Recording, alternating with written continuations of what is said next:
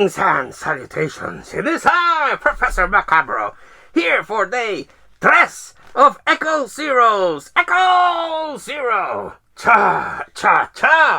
Babies! 80's Week Challenge 2025. Yes, indeed. Echo Zero has let loose the retro experience of this year as well, and he has tasked people to making movie reviews, non-horror movie reviews of movies from the 80's. Yes, indeed. And I love the 80's. Now, I've mentioned this before. It's one of my favorite decades of all time. And I freaking love it. So any chance I get to talk about anything related to the 80's, I'm all for it. Even have my 80's 3D glasses, you see. Yes, indeed. So, what movie am I going to talk about for day 3 of 80's Week? Well, I hope no one else chose this for this year. But I also thought I already had talked about it. But I was looking back at previous year's reviews, and I hadn't talked about it. And I'm going to talk about it now. And again, I apologize for the schlobby look that I have. But again, I've been working on the spooky shit. And, well, it's not done yet. I still have to set up a whole bunch of more movies, spook it up a little bit more, bring down the spooky crew and a whole bunch of horror movies. It's a thing I still have to finish.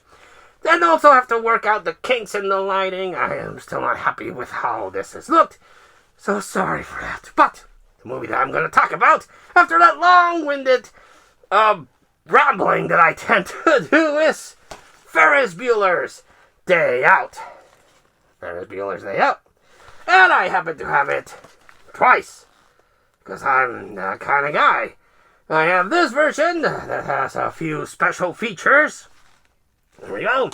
And I have this I Love the 80's version. It has a slipcover, and it's the same one as here, but I like the I Love the 80's thing over there.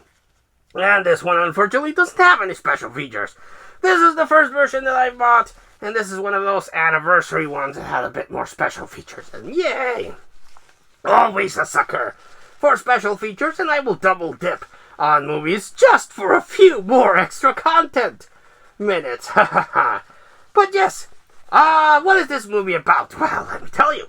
Ferris Bueller's Day Off is about this smart sociopath that doesn't want to go to school, so he fakes being sick. And apparently he's very well loved by his school because they start, saying that he's dying, and they are making a fundraiser to help him out. And everyone thinks he's dying, but he's living it up with his super hot girlfriend and his friend, who, if I remember, I'm terrible with names, but I think it was Cameron, who doesn't seem to have the best relation with his dad, and Ferris Bueller, being the sociopath that he is, takes advantage of him and steals his father's favorite collectible car and goes in a grand adventure, being pursued by an actor that I will not mention because of certain stuff that he did. And he plays the principal, and he's pursuing Ferris and trying to catch him because he knows the type of demented, sick sociopath that Ferris Bueller really is, and he wants to catch him. So insanity ensues.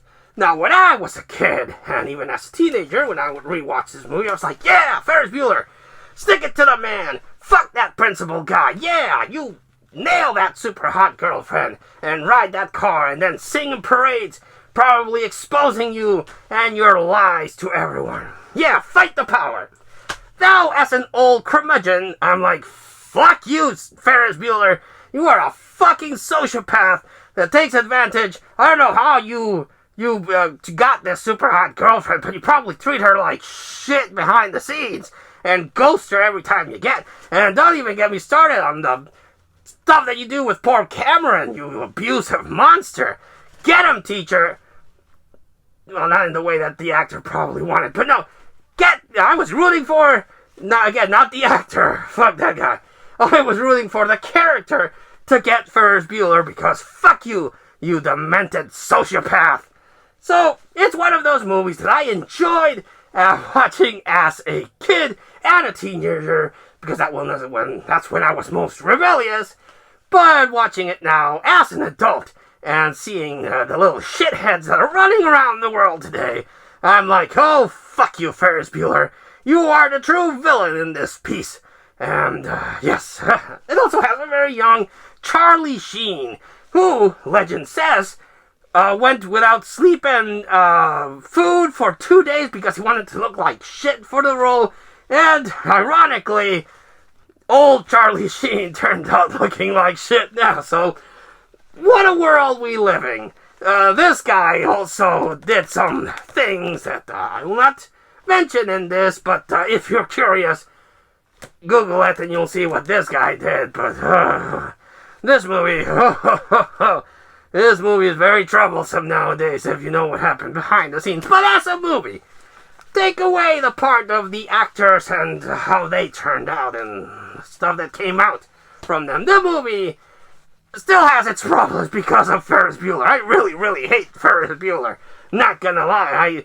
As an adult, it's really hard for me to cheer for this motherfucker. But it's a good movie. It's an enjoyable movie. It's a movie that holds a lot of nostalgia because, again, it made me look back when I was a kid, like, yeah, Ferris Bueller. But now as an adult, I'm like, fuck you, Ferris Bueller. It is what it is. It's my thoughts and my personal experience with this particular movie. Have you seen Ferris Bueller's Day Out? Do you still enjoy it? Do you feel like I do that Ferris Bueller should be locked away from society? Even though, more than likely, in this movie's timeline, I'm sure he became a politician, a corrupt politician that is just manipulating people and doing evil things. At least that's my headcanon for it. Did you enjoy it? Let us know in the comments down below. But until we see you all again next time, this has been Professor Macabre, recording from the still work-in-progress Spooky Shed, thanking you and wishing you all, like always, a good evening.